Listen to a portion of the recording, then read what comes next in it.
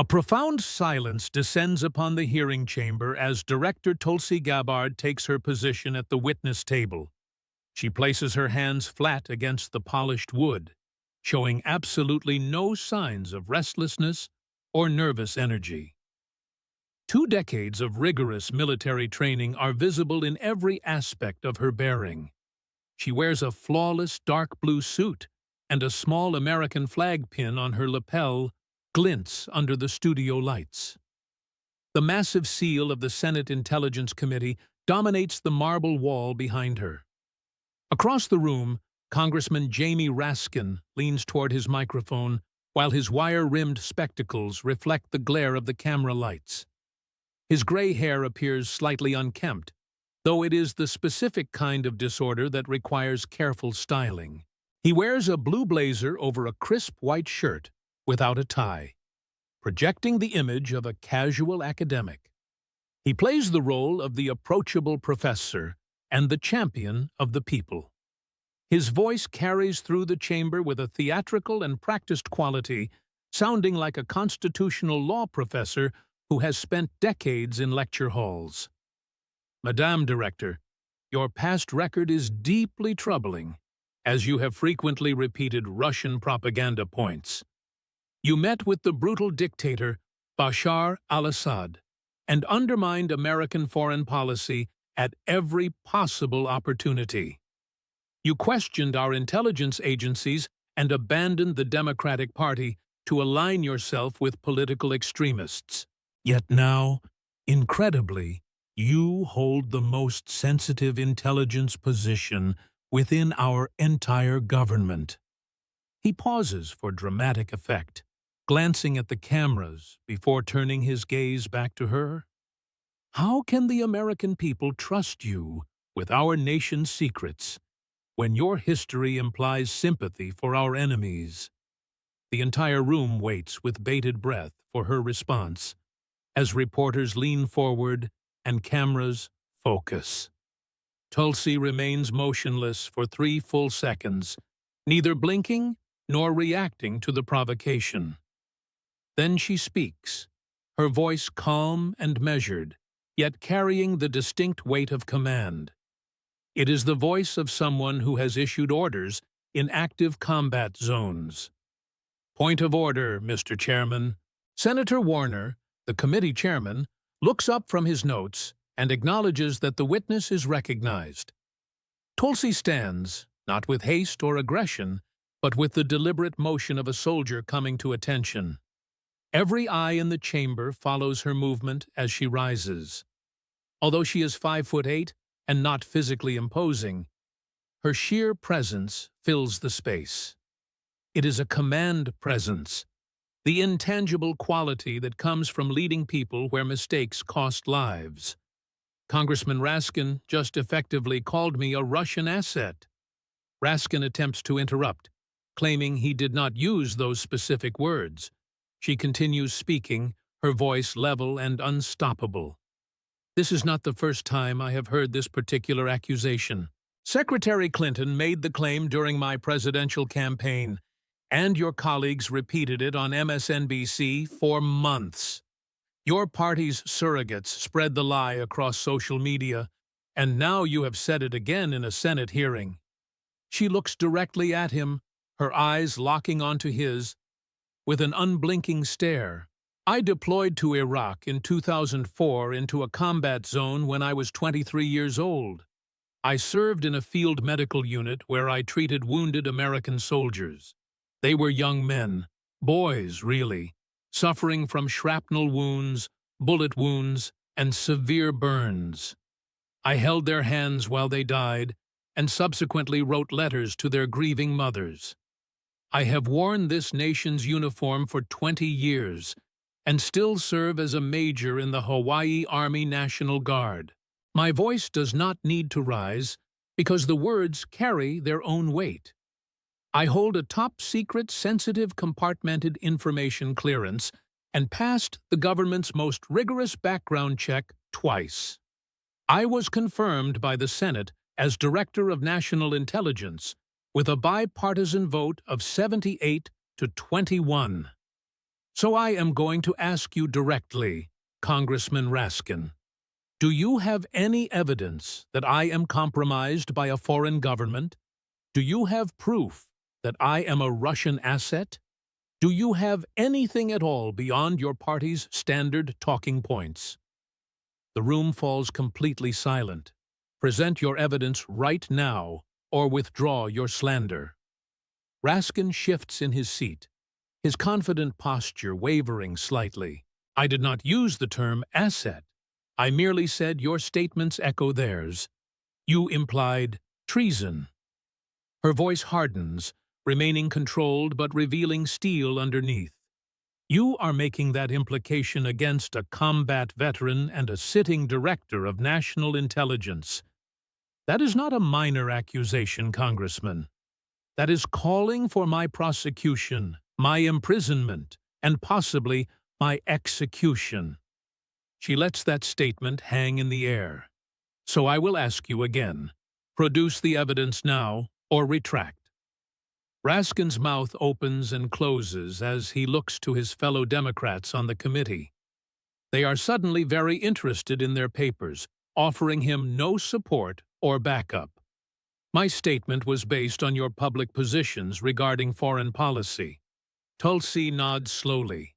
Let us discuss those positions. I opposed the Iraq War, the very war I fought in, because I saw the waste and the lies. I saw young Americans dying for weapons of mass destruction that did not exist. She takes one step forward, moving away from the witness table into the open space. I opposed regime change in Syria because I saw what regime change did in Libya. It caused chaos, death, terrorist safe havens, and more dead Americans. I opposed endless wars in Afghanistan, which cost 20 years, trillions of dollars, and thousands of American lives. It was all for nothing, as the Taliban took over the day we left. You supported those wars, Congressman, from your classroom at American University. You supported them from your TV appearances and from your comfortable congressional office. You never saw combat, never wore the uniform, and never watched friends die. She is 5 feet away now. I earned my security clearance in blood and service, while you earned yours in a classroom. There is a difference. The room erupts, not with applause, but with shock and gasps. Reporters type frantically while cameras flash. Senator Warner gavels repeatedly, calling for order. Raskin's face has gone red, and the veins in his neck bulge. His carefully cultivated professor demeanor is cracking. How dare you question my patriotism when I have served this country and Congress for years? I am not questioning your patriotism. Tulsi's voice cuts through his outburst, calm and precise. I am questioning your authority to question mine. She walks back to the witness table, sits, and folds her hands with perfect composure. Senator Warner finally restores order and asks Director Gabbard to continue with her prepared testimony. She opens a folder, pulls out a document, and projects it on the screen behind her. Before I became Director of National Intelligence, something significant happened to me. On July 24th, I was flying from Hawaii to Texas for a campaign event. I arrived at the airport, checked in, and approached the TSA checkpoint. The screen shows a document on Official Transportation Security Administration letterhead. Her name is clearly visible on the paper. I was pulled aside for secondary screening. The TSA agent would not explain why, but took me to a separate room. They searched my bags and questioned me for 40 minutes. This made me miss my flight. Another document appears on the screen. This happened again and again, on every single flight for 3 weeks. I was pulled aside, searched, and questioned, resulting in missed flights and canceled events. Her voice remains calm, but there is an edge of personal pain underneath the professional delivery.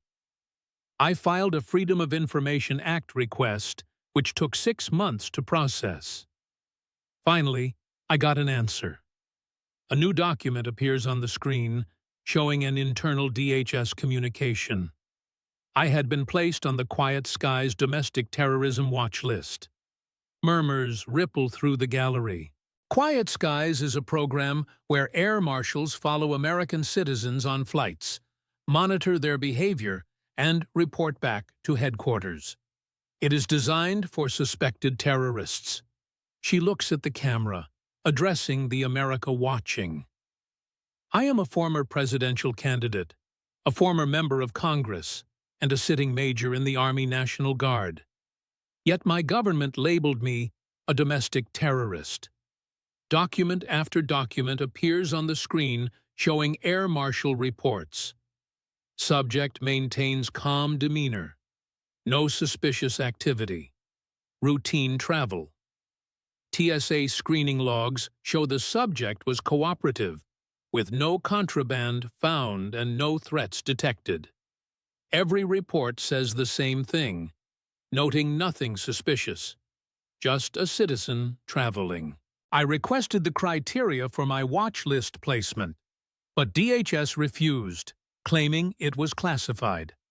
However, I filed complaints and got congressional allies involved. Eventually, leaked information came out. The final document is the bombshell, an internal memo. It states the subject exhibits a pattern of rhetoric inconsistent with administration positions. Recent party departure and political endorsements raise counterintelligence concerns. It recommends Quiet Skies inclusion for monitoring purposes. She reads it aloud, making every word clear, then looks directly at Raskin. Translation: I criticized the Biden administration. I left the Democratic Party, and I endorsed Donald Trump. So I was placed on a terrorism watch list. It was not because I was dangerous, but because I was politically inconvenient. She pulls out another document that makes Raskin go pale. Congressman Raskin, you served on the House Oversight Committee during this period. You were briefed on expanded domestic surveillance programs, including Quiet Skies. An email on the screen from DHS to House Oversight Committee members shows Raskin's name on the distribution list. You were told about Americans being watch-listed for political speech. You were told about expanded surveillance of domestic extremists.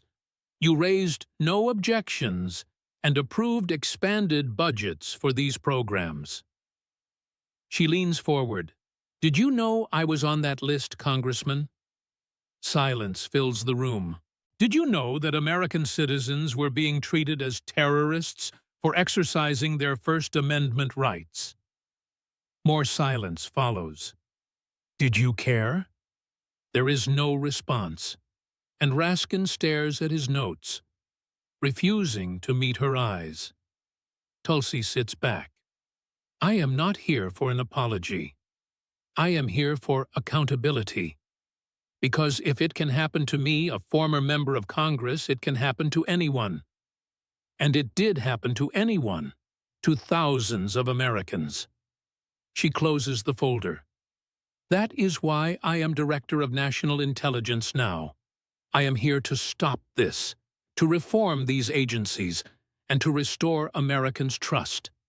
I am here to hold accountable the people who built this surveillance state. She looks at Raskin one more time, specifying people like him.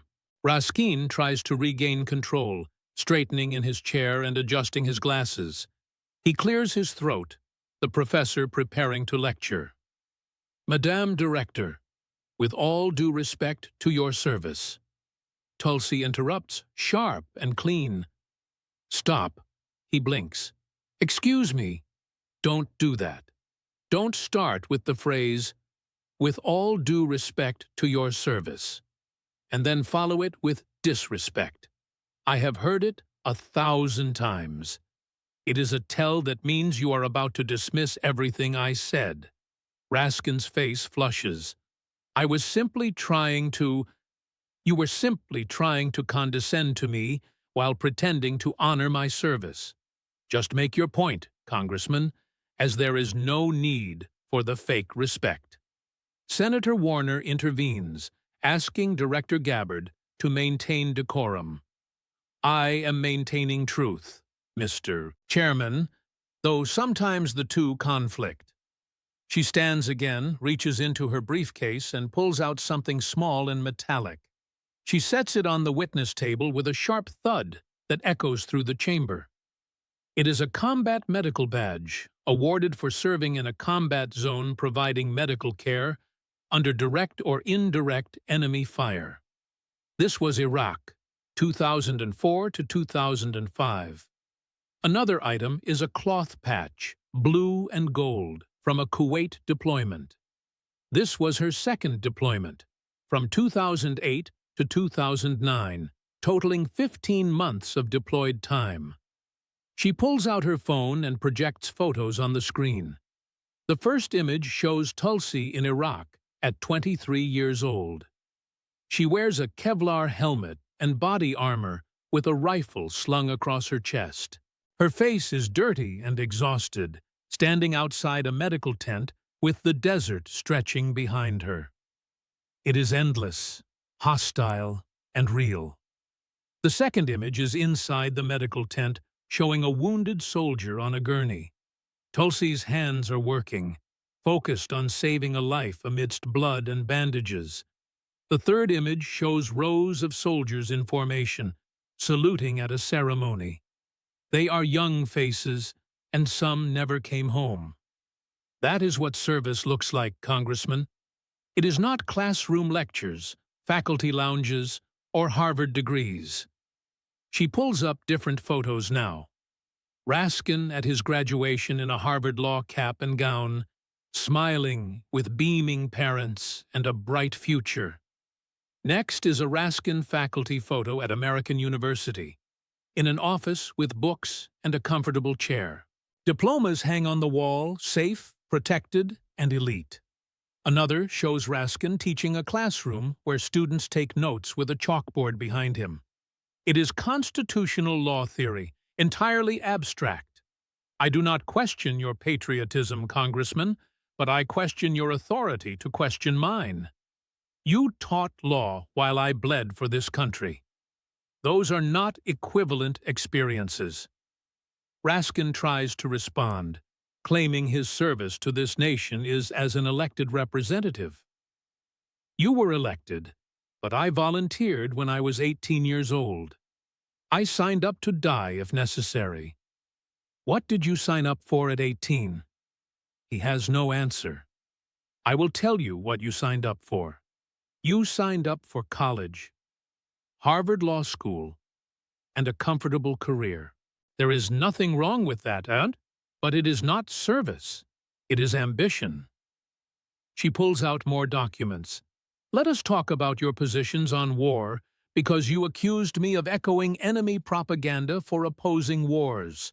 A timeline appears on the screen showing Raskin's voting record and statements. You supported the Iraq War authorization in 2002 and said it was necessary to combat terrorism. You supported the Libya intervention in 2011 and called it humanitarian. You supported all Syria intervention proposals from 2013 to 2017, saying we must stop Assad. You supported the Afghanistan surge in 2009 as a strategic necessity. Each position appears on the screen with quotes from his speeches, floor statements, and media interviews. You supported every war, every intervention, and every bombing campaign. You did this from the safety of Congress, never putting on a uniform or deploying. You never wondered if you would come home. Her voice hardens. I opposed those wars because I fought in them. I saw the cost not in theory, but in reality. I saw it in blood, in shattered bodies, and in young men crying for their mothers as they died. She points at the photos behind her. I carried a wounded soldier to a helicopter while mortars fell around us. I held pressure on a femoral artery for 40 minutes because if I let go, he would bleed out. I watched 19-year-old kids with their legs blown off, asking me if they would walk again. Her eyes lock on his. You watched none of that. You read about it in the New York Times over coffee in your comfortable home, and you decided more war was the answer. So when I came home and said these wars are wrong, that they are not making us safer and are wasting American lives, you called me names. You called me isolationist, appeaser, Assad apologist, and Russian asset. She walks toward him again, takes 5 steps, and stops. I did not learn about war from textbooks, Congressman. I learned it with my hands covered in American blood. When I say a war is unjust, I am not echoing Russian propaganda. I am speaking from experience you will never have. The room is silent. Even Raskin's Democratic allies look uncomfortable, knowing she is right and he is outmatched. It is veteran versus academic, experience versus theory, and reality versus abstraction. Raskin tries a different angle, and his voice softens, taking on a pained tone. Madame Director, I lost my son Tommy, who took his own life on December 31st, 2020. He was 25 years old. His voice cracks, practiced and perfect. So I understand loss. I understand pain. I understand. Tulsi's voice cuts through, not loud, but final. Stop. He looks up, shocked. Stop using your son's death as a shield. Gasps come from the gallery, and even some Republicans look surprised. Nobody interrupts the grief card. Your son's death is a tragedy, and I mean that genuinely. No parent should bury their child, and my heart breaks for your family. But do not use his memory to deflect from accountability. You do this every time you are challenged. You bring up Tommy, you cry, and you make people feel guilty for questioning you. That is manipulation. Raskin's face transforms from grief to rage in an instant. How dare you? I dare because someone needs to say it. Her voice remains calm, firm, and unshakable.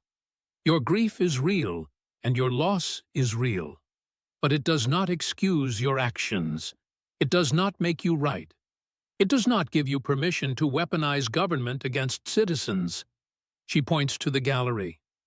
There are families here who lost loved ones because of January 6th prosecutions. There are fathers in prison for trespassing, and mothers who lost jobs for attending a rally. Children are growing up without parents. Where is your empathy for them? Where are your tears for their families? There is a devastating silence. You use your son's death as a shield against criticism and a sword against opponents. That is not grief, Congressman. That is exploitation. Raskin cannot speak. His mouth opens and closes, but nothing comes out. 2 things can be true.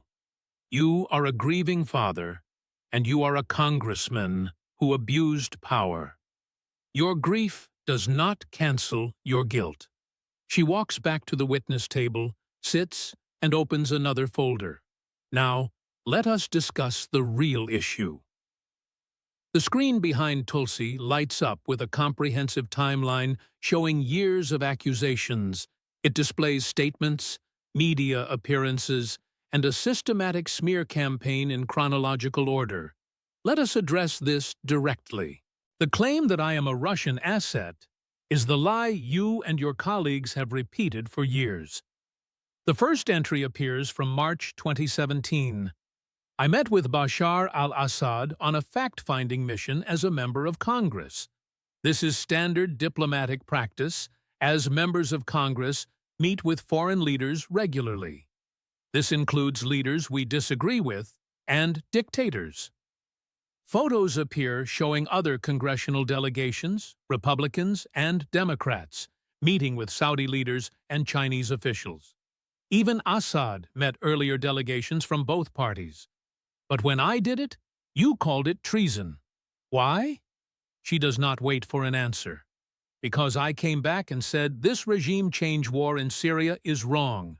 I said we are arming jihadists, and this will create another Libya. I was right, but you did not want to hear it. The next timeline entry is October 2019. Hillary Clinton appeared on a podcast and said she thinks I am the favorite of the Russians. She claimed they have a bunch of sites and bots supporting my candidacy. I am not saying she is an asset, but she is clearly a Russian asset. An audio clip plays Clinton's voice with the actual quote, which is undeniable. Notice the construction where she says it without saying it.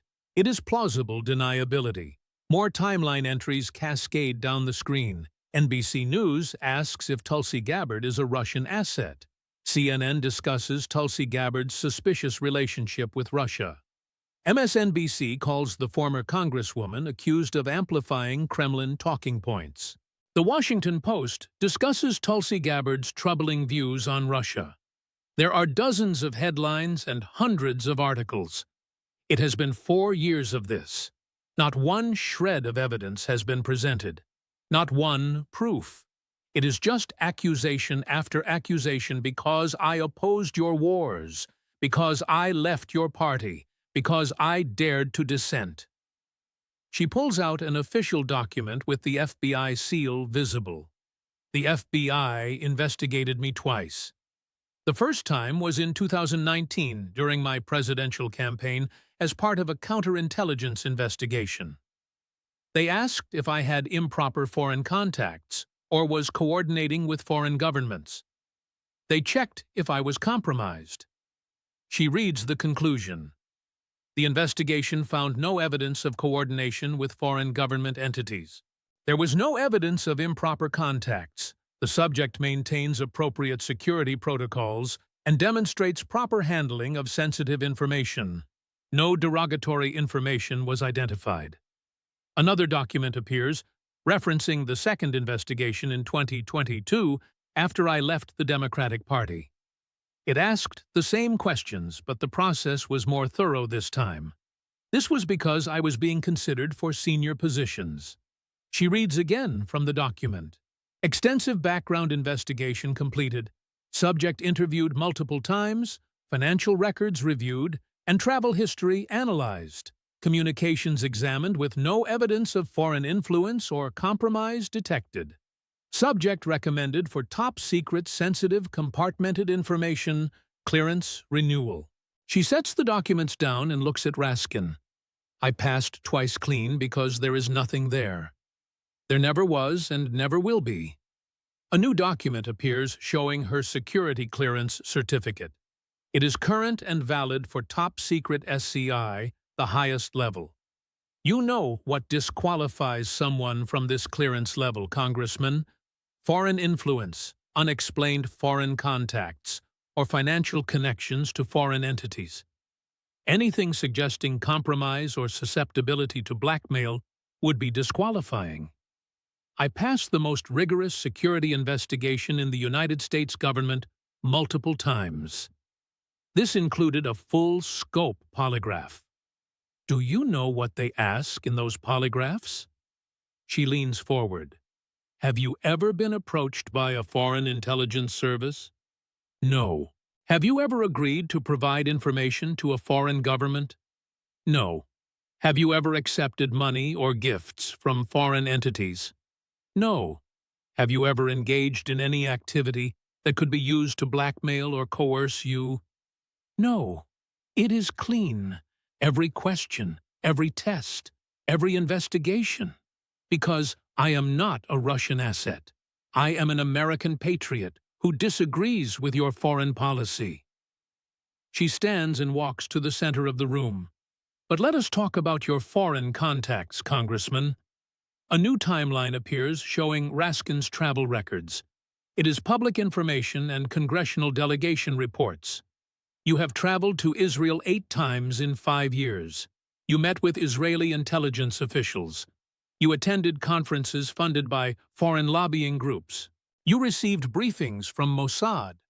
Another document shows your campaign committees received large sums from pro-Israel PACs.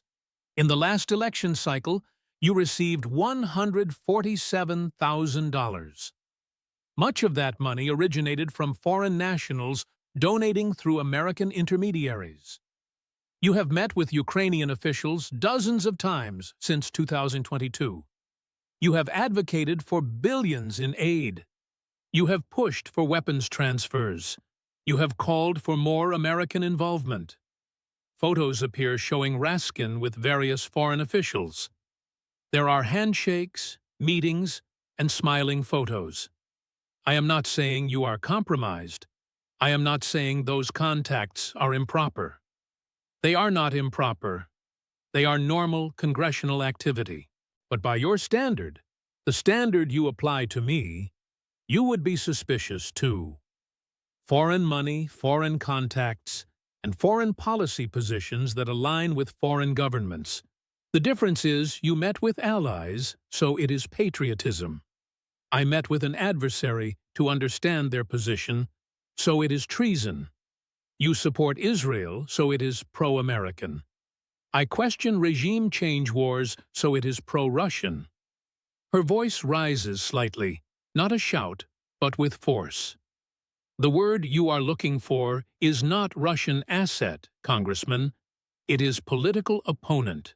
And in your world, those are the same thing. She walks back to her seat, but does not sit yet. She stands behind the chair with her hands on the backrest. You do not have evidence because there is no evidence. You have disagreement and policy differences. I am a former Democrat who exposed your party's corruption and left. That is what you cannot forgive. It is not some imaginary Russian connection. It is my betrayal of your tribe. She finally sits. I am not betraying America. I betrayed you and you cannot handle it. Tulsi opens a new folder, thicker than the others. Official seals are visible on multiple documents. This is the counterattack, the kill shot. Congressman Raskin, you served as vice chair of the January 6th Select Committee. Raskin straightens, proud of this, his defining work. I did, and we conducted the most thorough investigation into an attack on our democracy. You withheld evidence. The room goes silent. Reporters stop typing and cameras zoom in. Excuse me. You withheld evidence from the American people, from defendants, and from the courts. She pulls out a document on official Department of Defense letterhead. As Director of National Intelligence, I have access to all intelligence. This includes Capitol Police communications from January 6th, FBI reports, and Department of Defense readiness assessments. It includes evidence your committee had but chose not to release. The first document appears on the screen. It is heavily redacted, but key passages are visible. It is a Capitol Police memo from January 5th, 2021. It reads that the intelligence assessment suggests possible violence at tomorrow's rally. Crowd size estimates are between 200,000 and 500,000. It recommends National Guard deployment of 3,000 troops minimum. Perimeter expansion is advised. Tulsi looks up. That recommendation was sent to House leadership, including Speaker Pelosi and Congressman Hoyer. They declined, so no National Guard was deployed in advance. Your committee had this document. You never mentioned it in hearings. You never released it publicly. Whis. Raskin tries to interrupt. The security failures were... I am not done. Her voice hardens into her command voice, the voice that stopped men in combat zones.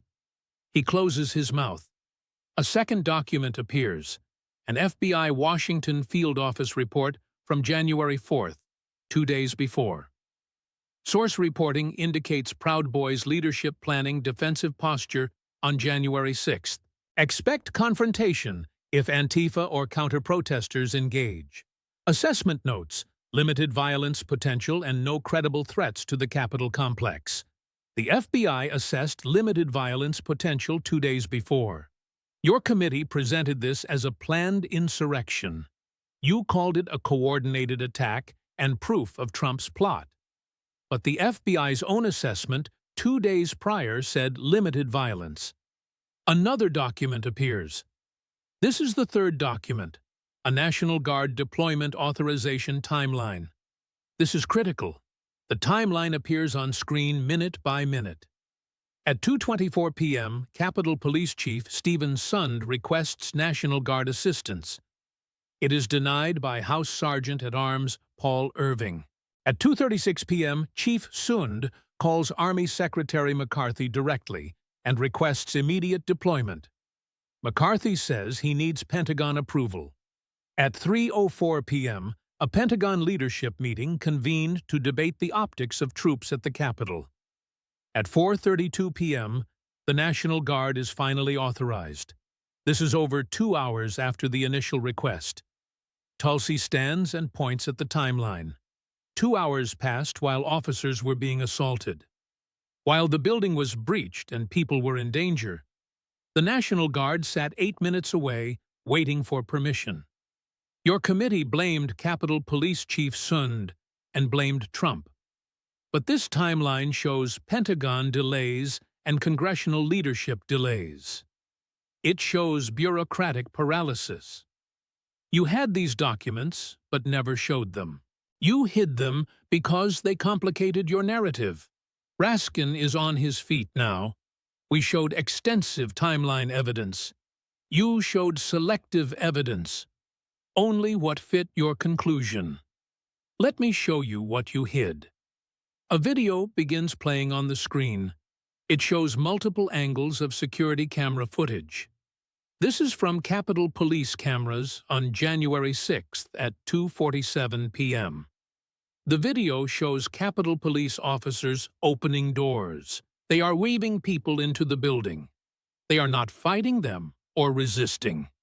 They are inviting them in. Magnetic locks on these doors require active release. Someone inside had to open them. These were not breached. They were opened. More video angles show different doors with the same pattern. Officers stand aside while people walk in calmly. They look confused, and some are taking selfies. Your committee showed video of violent entry, breaking windows, and fighting police. That happened, but you did not show this. Hundreds of people simply walked in through open doors, waved in by officers. Why not? Because it suggests something more complex than your insurrection narrative. She pulls out another document. This one makes Raskin pale. It is a committee internal memo from June 2022 marked attorney-client privilege. But as DNI, I can access it through intelligence oversight. She reads slowly. Discussion regarding FBI informant and undercover agent presence on January 6th. Recommendation: do not emphasize in public hearings. Could undermine narrative of organic uprising. Focus on Proud Boys and Oath Keepers leadership. That is from your chief investigative counsel advising you to hide FBI presence in the crowd. Raskin tries to speak, his voice cracking. Those informants were... how many? Silence. How many FBI informants were in the crowd that day, Congressman? He will not answer. I will tell you because now I have access to that information. 26 FBI informants were in the crowd on January 6th. Gasps come from the gallery, and even senators look shocked. Some were in Proud Boys leadership. Some were in Oath Keepers. Some were just in the crowd. All were reporting back to the FBI. All were providing intelligence. And your committee knew because the FBI briefed you multiple times. A new document appears showing an FBI briefing to the January 6th committee in March 2022. Bureau assets provided real-time intelligence on January 6th. Asset reporting indicates no pre-planned violent attack on the Capitol. Crowd action appeared spontaneous response to building breach by initial group. Tulsi's voice rises. No pre-planned violent attack. That is what the FBI's own informants reported. But you sold America a coordinated insurrection. You sold a planned attack and an attempted coup. You withheld evidence of FBI informants. You withheld evidence of National Guard delays. You withheld evidence of Capitol Police opening doors. You withheld evidence that contradicted your predetermined conclusion. She walks toward Raskin. He is sitting now, deflated. You did not conduct an investigation, Congressman. You produced a show trial. You had your conclusion before you saw evidence, and you destroyed anyone who did not fit that conclusion. The final document appears showing 673 Americans charged with crimes related to January 6th. Many were for trespassing and some for parading. One man was charged for walking through an open door, taking a selfie, and leaving. Photos of defendants appear: regular people, grandmothers, veterans, and small business owners. Their lives were destroyed, careers gone, and families bankrupted, all while you hid evidence that might have helped them. She stops 5 feet from Raskin. That is not justice. That is not defending democracy. That is weaponizing government to punish political opponents. Her voice drops to a near whisper, but every word carries. And you did it all while claiming to protect the Constitution. Tulsi returns to the witness table. She opens the largest folder yet. It is a comprehensive report consisting of hundreds of pages. The DNI seal is prominently displayed on the cover. In my first 60 days as Director of National Intelligence, I ordered something. I ordered a comprehensive audit of all domestic surveillance programs, every watch list, every monitoring system, and every database tracking Americans. She lifts the report, which is heavy and substantial. What I found was staggering and terrifying. The first page projects on the screen. It is the executive summary. 47,000 Americans are on various government watch lists. They are not foreign terrorists. They are not international criminals. They are Americans, U.S. citizens living in the United States. She flips to the next section. Of those 47,000, 42,000 were added between January 2021 and December 2024. That is the Biden administration's first term. Another page shows the criteria for inclusion. She reads directly from the report. Participation in January 6th rally or related activities. Posted anti-government rhetoric on social media. Association with mega political groups. Donated to certain political candidates. Expressed support for election integrity claims. Let that sink in. 4,800 Americans were watchlisted for attending a political rally. It was not for entering the Capitol or for violence, but for attending a rally. This is First Amendment protected activity.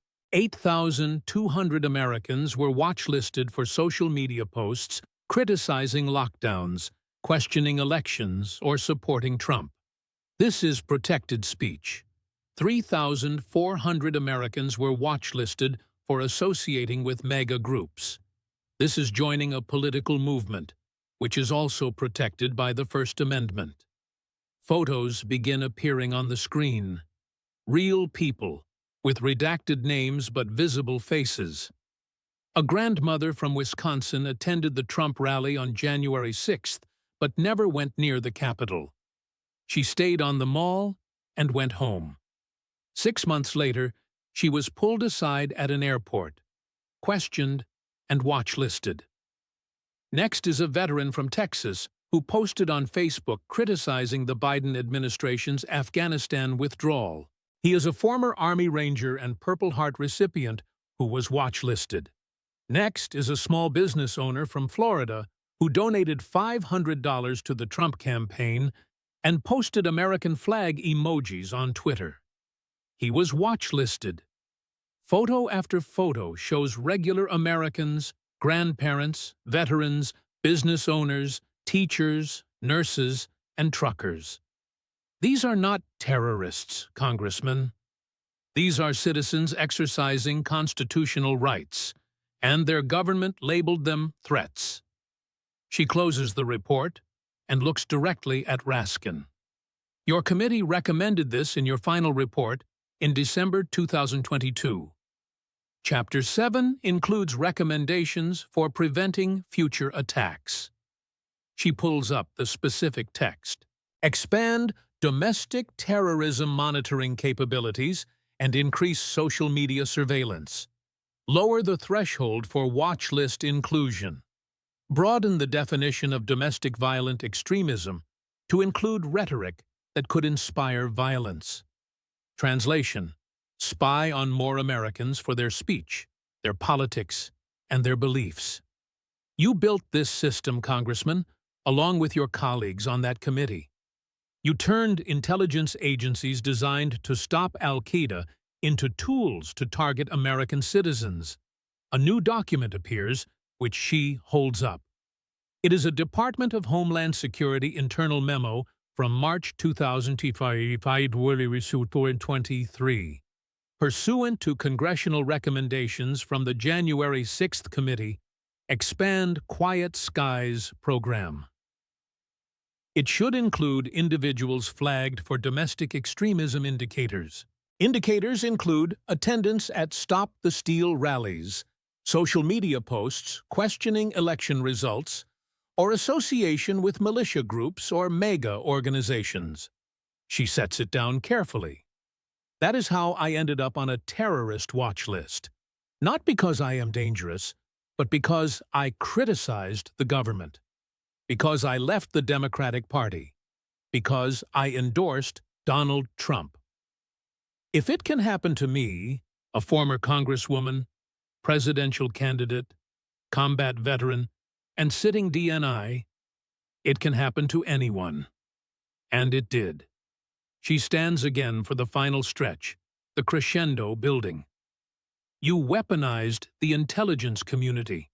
You turned the FBI into a political police force. You made the IRS target conservatives. You used the DOJ to prosecute opponents. You built a surveillance state aimed at Americans. And you did it all while crying about threats to democracy. Her voice fills the room, not shouting, but powerful and undeniable. You are the threat to democracy, Congressman. You are the one who weaponized government. You are the one who spied on citizens. You are the one who labeled political opponents as terrorists. You are the tyrant you claim to fight. Raskin is cornered and desperate. His face has gone from red to pale.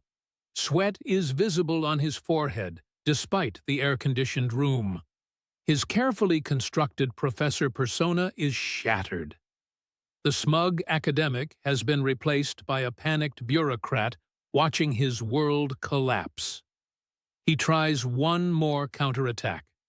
He stands shakily and grips the table edge. Madam Director, your accusations are serious, but you are ignoring the real threat. The real danger to this country is disinformation, Russian propaganda, and the undermining of our institutions. Tulsi doesn't move or react. She just watches him. We had to take extraordinary measures because the threat was extraordinary. It was an attempted coup and an insurrection. It was the first violent transfer of power in American history. Congressman, her voice cuts through his building momentum, calm and surgical. Did you leak classified information to the media?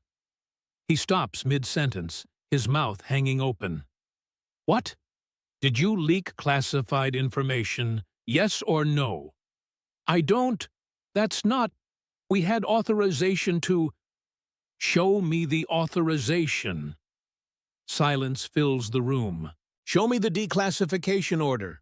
Show me the approval from the Intelligence Committee. Show me any documentation that you were permitted to discuss classified information with reporters. His mouth works, but no sound comes out. Tulsi pulls out new documents. These are the kill shots, the evidence she has been building toward. In your role on the January 6th committee, you had access to classified intelligence briefings. You saw FBI reports, NSA communications intercepts, CIA assessments, and top-secret SCI material. The first document appears on the screen. You then appeared on television repeatedly. Let me show you. A video montage begins playing on the screen. Raskin is seen on various news shows. On MSNBC in March 2022, he says he has seen intelligence that shows clear coordination between Proud Boys' leadership. He stops himself, saying he cannot say more, but it is damning.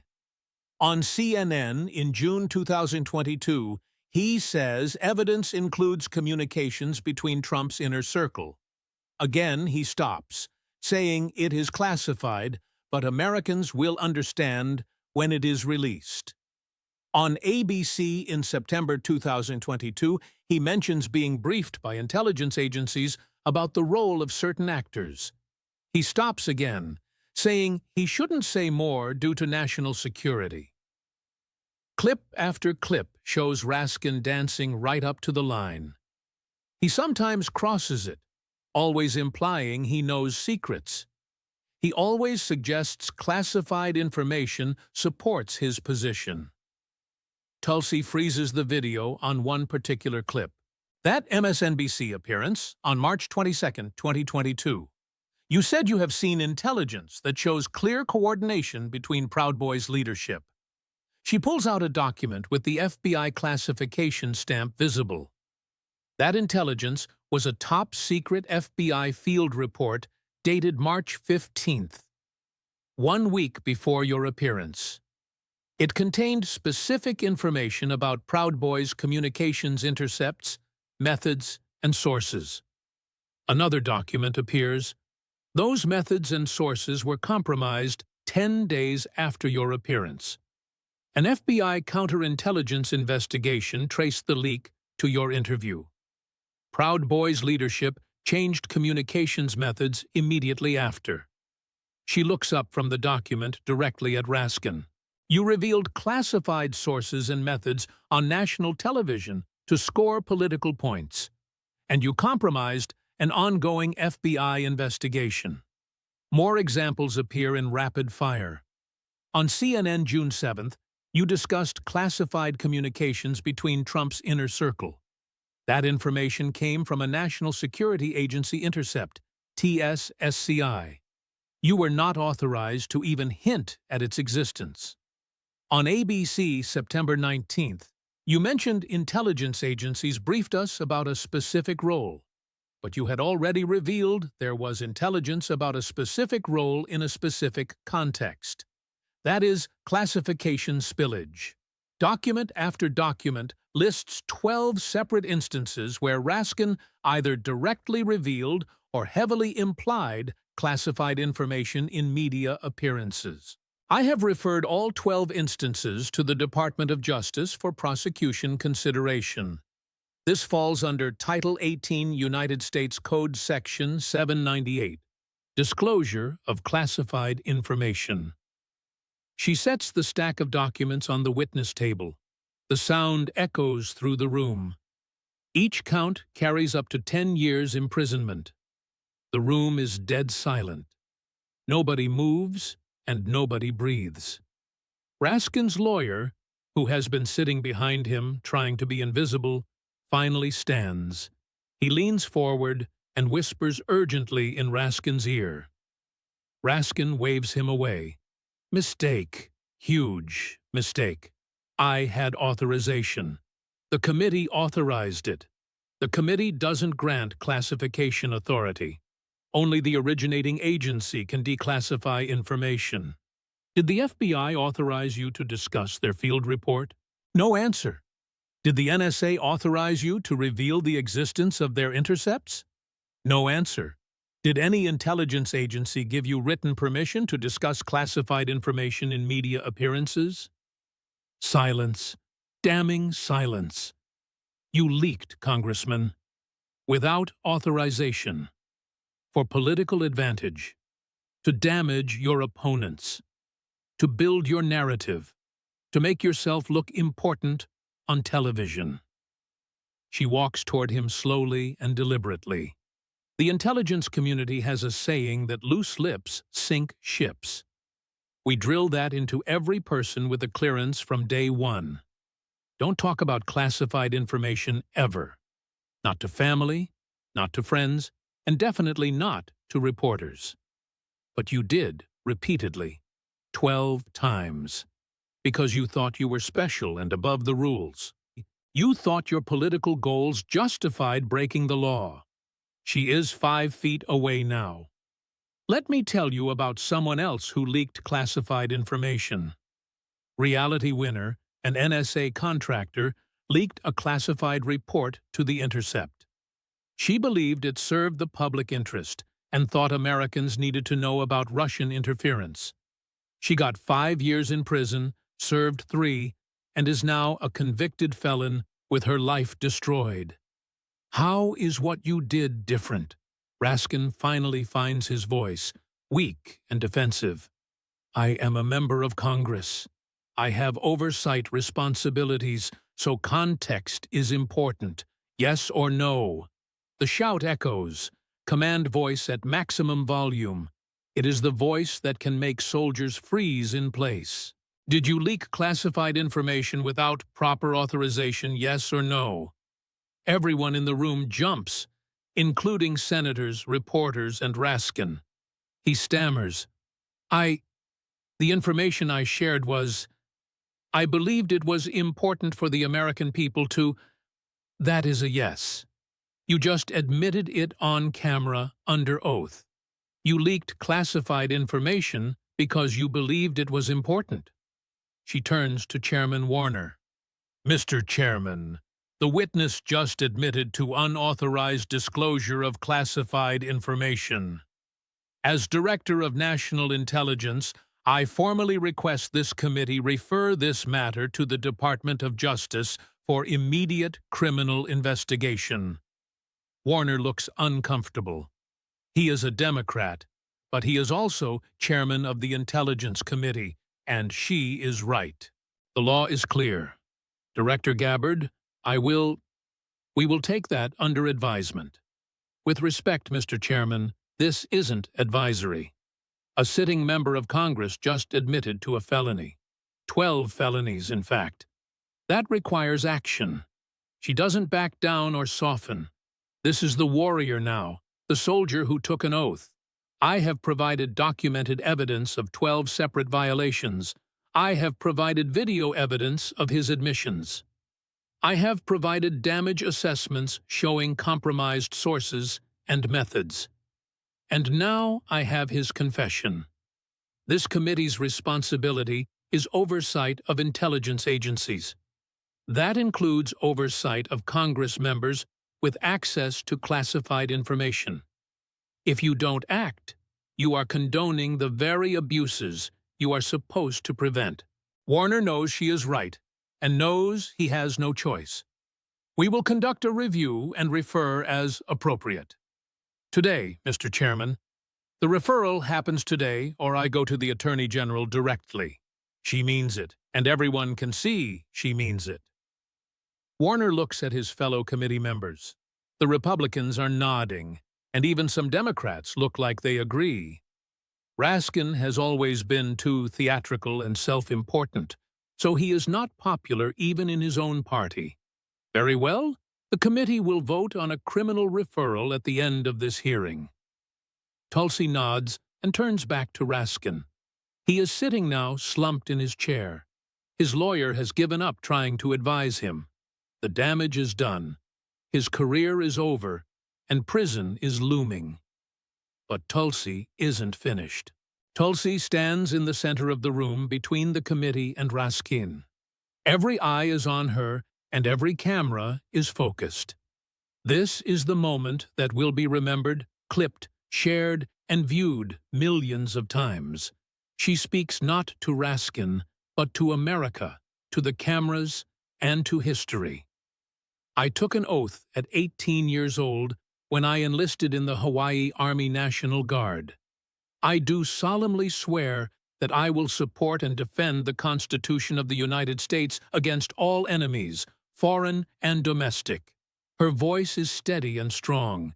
It is the voice of someone who has lived those words. I took that oath again when I deployed to Iraq. I took it when they pinned on my sergeant stripes, when I came home, and when I became an officer. I took it again when I was sworn in as a member of Congress 4 times every 2 years. And I took it again when I became Director of National Intelligence. 7 times I have taken that oath, and I meant it every time. She looks at Raskin. You took that oath too, Congressman, when you were sworn in multiple times. Same words, same promise. She pauses. Did you mean it? He doesn't answer. Because from where I am standing, you forgot what those words mean. Support and defend the Constitution, not your party, not your political allies, not your career. The Constitution. The First Amendment protects American speech, even speech you disagree with, even speech critical of government, especially that speech.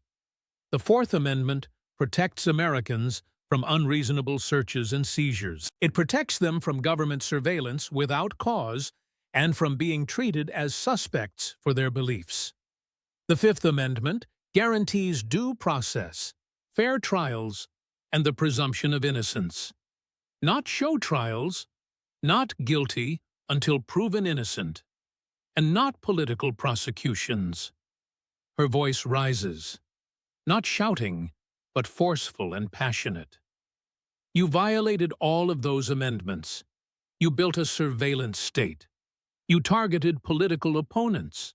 You ran show trials disguised as investigations.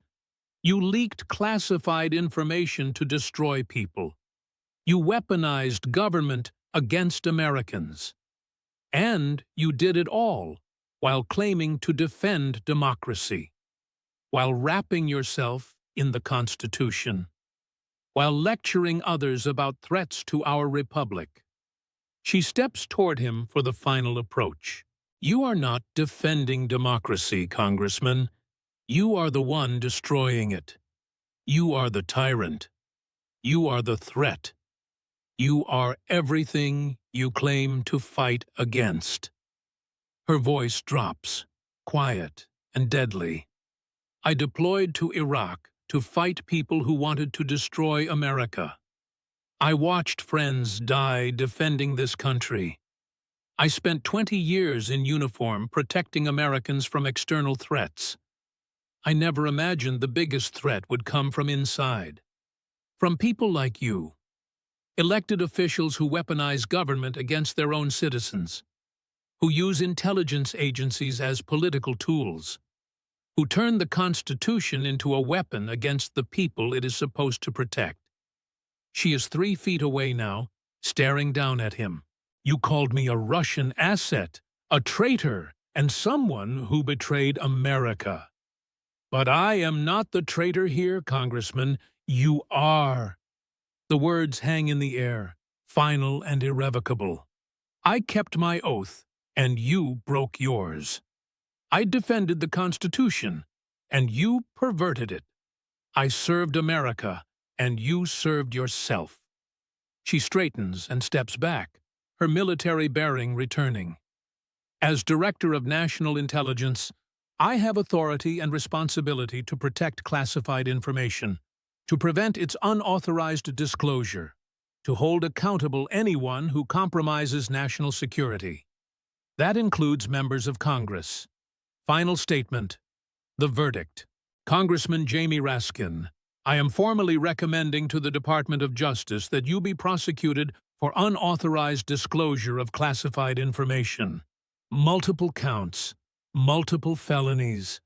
I am recommending to the House Ethics Committee that you be investigated for abuse of power, violation of House rules, and conduct unbecoming a member of Congress. I am recommending to this committee that your security clearance be immediately revoked, that you be barred from accessing any classified information pending investigation, and I am recommending to the American people that you be held accountable through the legal system, through the electoral process, and through whatever means are necessary and appropriate. She walks back to the witness table, gathers her materials, and closes her folders. She stands tall. You want to know why I left the Democratic Party? Because of people like you. Because the party I joined, the party of FDR and JFK, the party of civil liberties and government accountability, became the party of surveillance states and political persecution. You wear the Constitution like a costume, but I live it like a creed. Final words directed at the camera, at America. To every American watching this, to every citizen who has been targeted for their beliefs, who has been watch-listed for their speech, who has been persecuted for their politics. I see you, I believe you, and I am fighting for you, because that is what the oath means. Support and defend the Constitution against all enemies, foreign and domestic. I fought foreign enemies in Iraq, and now I am fighting domestic enemies here. She picks up her briefcase, and I don't lose. She walks out and doesn't look back. The room erupts into absolute chaos. Reporters shout questions, cameras flash, and senators confer frantically. Raskin sits alone, destroyed.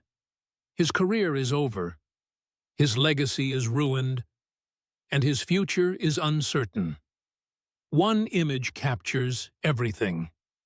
Raskin slumped at the witness table while Tulsi walks away, confident, victorious, and righteous.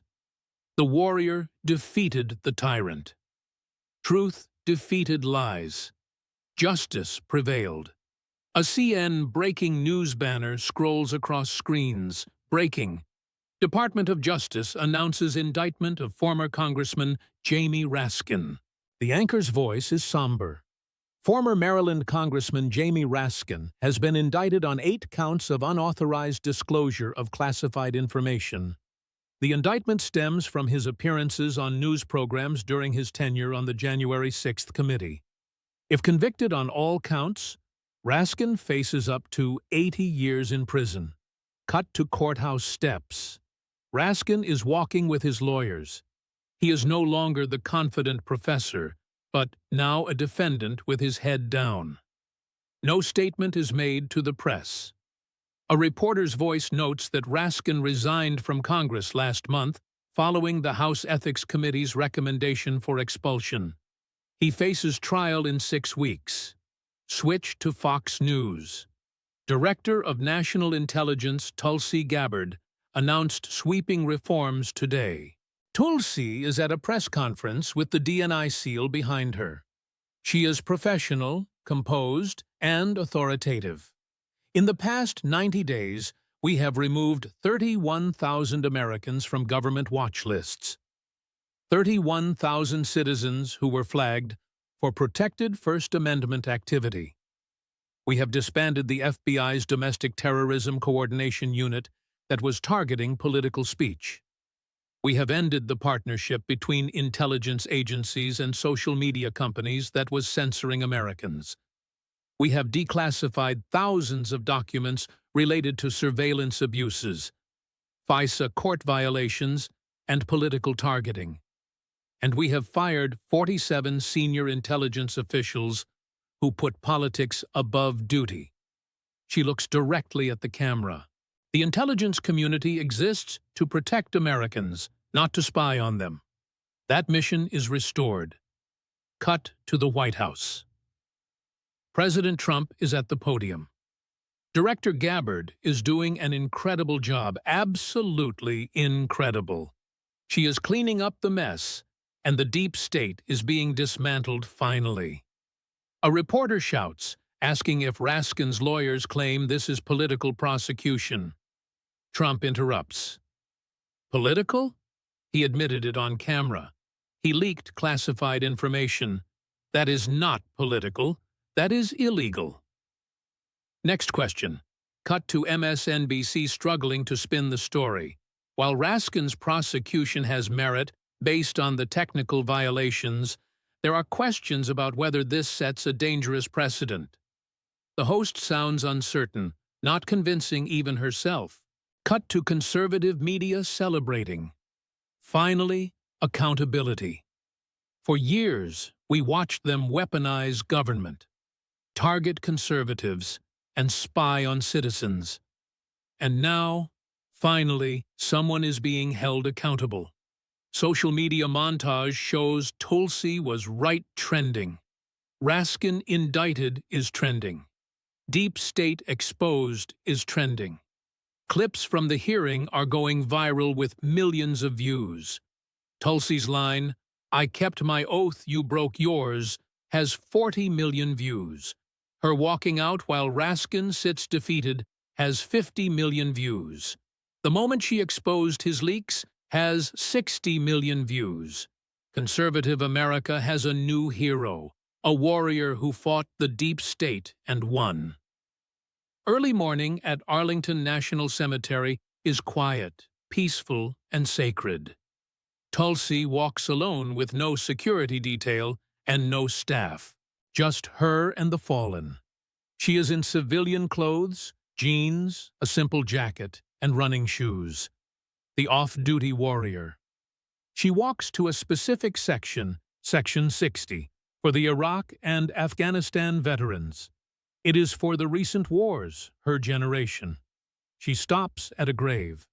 Sergeant First Class Michael Rodriguez, killed in action Iraq, 2005, age 26. She kneels and places a small American flag at the headstone. She speaks quietly. "Hey, Mike, it has been a while." The morning breeze rustles through the trees. "I promised you something in Iraq when we loaded you onto that helicopter. When I couldn't save you, I promised I would protect what you died for." She touches the headstone. "I am keeping that promise. The Constitution you swore to defend. The rights you fought for. The Americans you protected. I am fighting for them now. Not with a rifle, not in a desert, but here in Washington. Against people who forgot what service means." She stands and looks at the rows of white headstones. Thousands of them. Thousands of promises made. Thousands of sacrifices given. You all died, believing America was worth it. That our system, for all its flaws, was worth defending. That the Constitution meant something. I won't let your deaths be for nothing. I won't let politicians pervert what you died for. I won't let your sacrifice be used to justify tyranny. The sun rises over the cemetery, and golden light touches the stones. "Rest easy, Mike, all of you. I have got the watch now." She salutes, slow, deliberate, and respectful. She turns and walks away through the rows of graves, past the tomb of the unknown soldier, past the eternal flame at Kennedy's grave, past all the reminders of sacrifice. Her phone buzzes. Work, always work. Intelligence briefing, threat assessment, the daily grind of protecting America. She answers. "This is Director Gabbard." She listens, responds to proceed with the operation, and asks to be updated every 2 hours. She hangs up and continues walking. The warrior's work never ends. But she doesn't complain, because this is the oath. This is the promise. This is the mission. Support and defend the Constitution against all enemies, foreign and domestic. She has fought both. She has defeated both. And she will keep fighting. For every American who believes in the Constitution, for every veteran who served honorably, for every family destroyed by political persecution, for everyone who trusts that the system, when led by people who honor their oaths, can work. She reaches her car and looks back at the cemetery one last time. She whispers to the fallen that she kept her oath for all of them and will never stop. She drives away into the sunrise, into another day of service. The warrior, the patriot, the defender of the Constitution. Tulsi Gabbard, Director of National Intelligence, Keeper of Promises, Fighter of Tyrants, Servant of America.